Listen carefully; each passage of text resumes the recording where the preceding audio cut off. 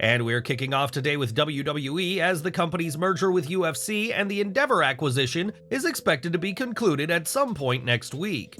This will mark the biggest change to WWE in arguably the 60-plus years that the McMahon family has been in the wrestling game, and it has employees extremely worried.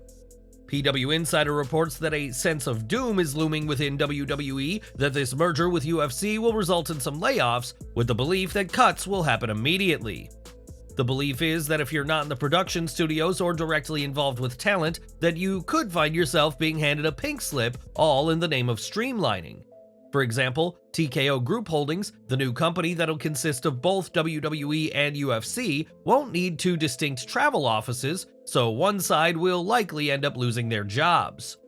How many are actually cut from the company will remain to be seen, but WWE CEO Nick Khan said in April that he expects to make at least $50 million in aggressive cuts. While WWE has said that cuts won't affect what fans see on TV, many are dubious of that claim, with reports that a list of talent to be cut has also been circulating backstage for months.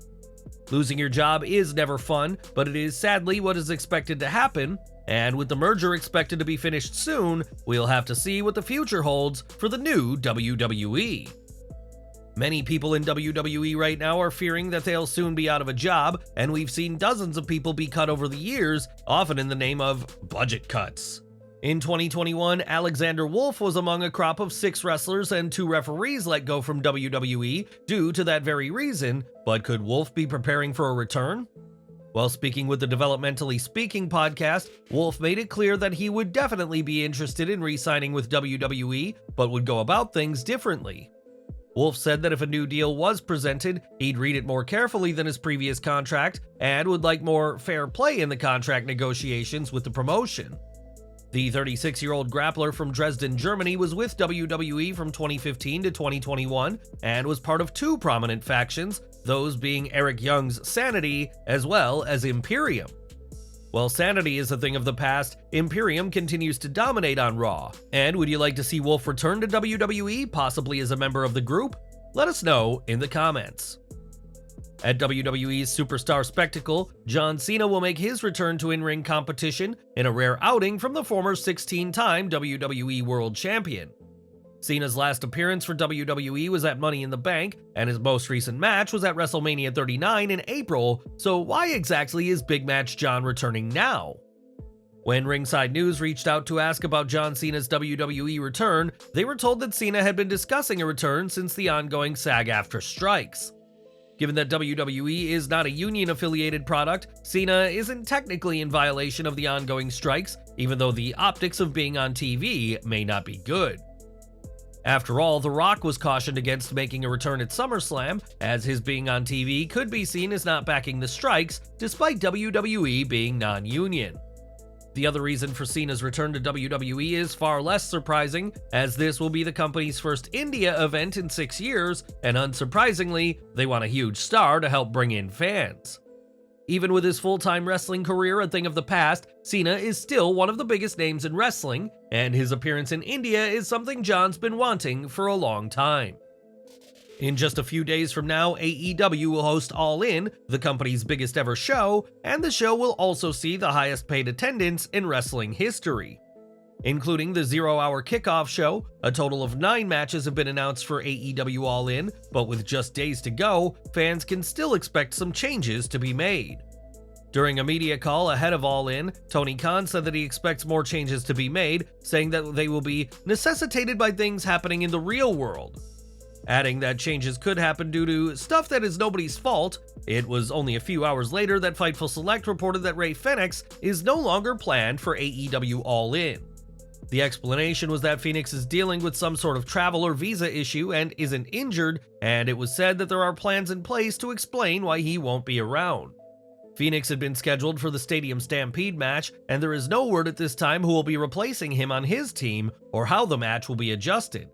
It's a shame for Rey Fenix to miss the biggest event in AEW history, but those are the breaks, and from what Khan said, he may not be the only change in the coming days.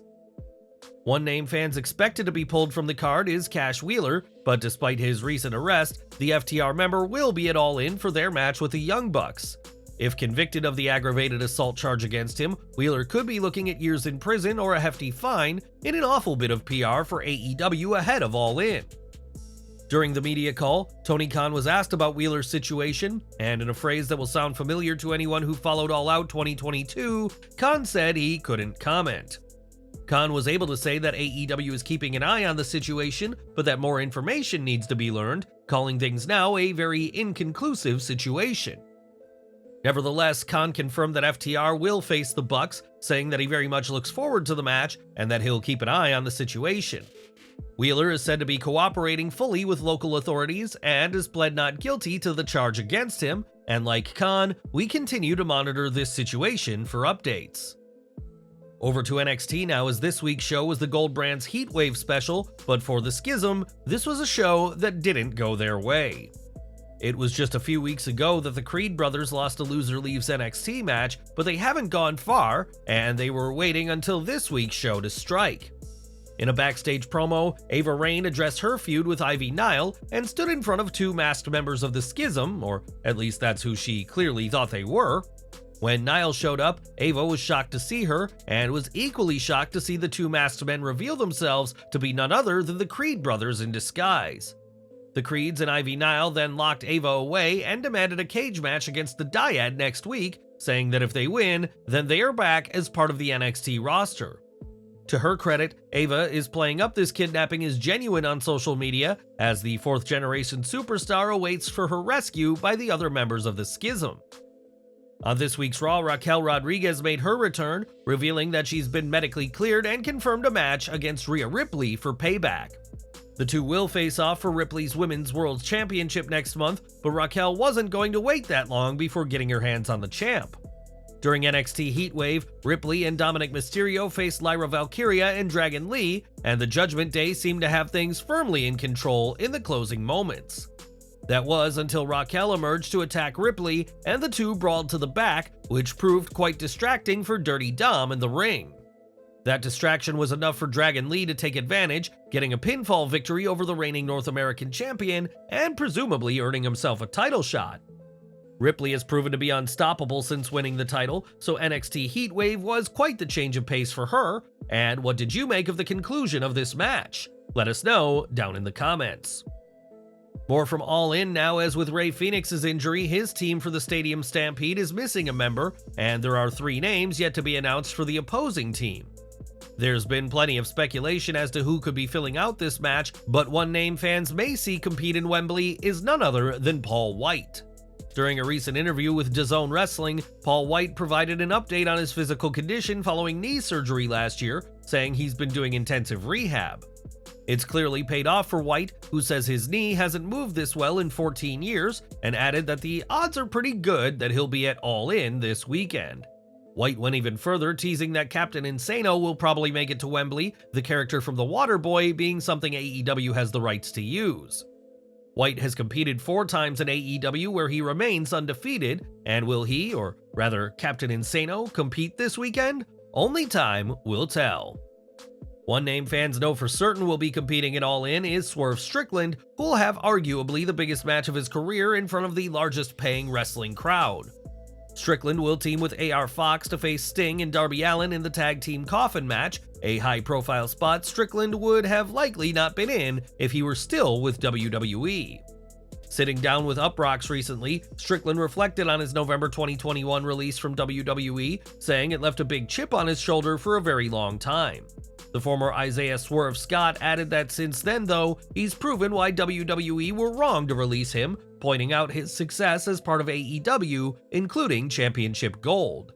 Strickland even went as far as to say that his release was one of the biggest mistakes WWE has made in recent years, but one the company can't take back. While WWE rehired the other members of Hit Row, Strickland had already signed with AEW by that time, and judging by his comments, he's very pleased to be wrestling for Tony Khan. At SummerSlam, the injured Dakota Kai was in Detroit to celebrate with Bayley and Io Sky following Sky's Money in the Bank cash-in and Women's Championship victory. Kai has since made it clear that she is not cleared to compete or get physical in any capacity, but fans can expect to see plenty more of the New Zealand-born star. PW Insider reports that Kai is now back on the road for every SmackDown TV taping, but will not be getting physical until she's cleared by WWE's medical team first. The report added that the idea of Kai being at every SmackDown was not the original plan, but that WWE simply thinks things have been better for Damage Control with her around. Interestingly, WWE had been teasing a split in the group prior to Kai's injury, with Bayley and Sky at odds, but with Dakota back, the group now seems tighter than ever. We don't know if that plan is still in the works, but for now, Kai will be a regular on TV, though fans expecting her to get physical will have to wait for months to come. Now, it's been over a year since fans last saw Mercedes Mone on WWE TV, and despite her controversial exit, the former Sasha Banks has remained close with many superstars. Mone's old tag team partner Bayley traveled to Japan in January to watch Mone debut for New Japan at Wrestle Kingdom, and could one more match between the two still happen? On Twitter, Mone made it clear that she hopes that this is the case, sharing a photo of their epic encounter from 2015's NXT Brooklyn, and said, "Let's do this again someday." That match saw Bayley win the NXT Women's Championship in one of the most celebrated matches in the career of both women, though there's of course challenges that could make a rematch difficult. For one, Mone is no longer with WWE, though it's been reported that some in WWE think she'll be back in a year or so, calling her stint in New Japan nothing more than a phase. Some feel that Mone is with New Japan just to say she was able to compete for the legendary promotion, and would you be interested in a return to WWE and a possible rematch with the role model?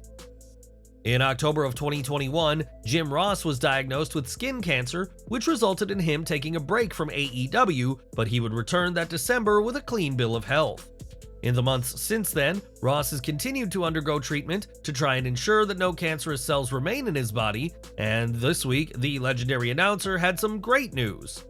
Taking to Twitter, Ross revealed that his latest MRI came back completely negative, confirming that there is no cancer in his tibia, and shared a photo of his leg.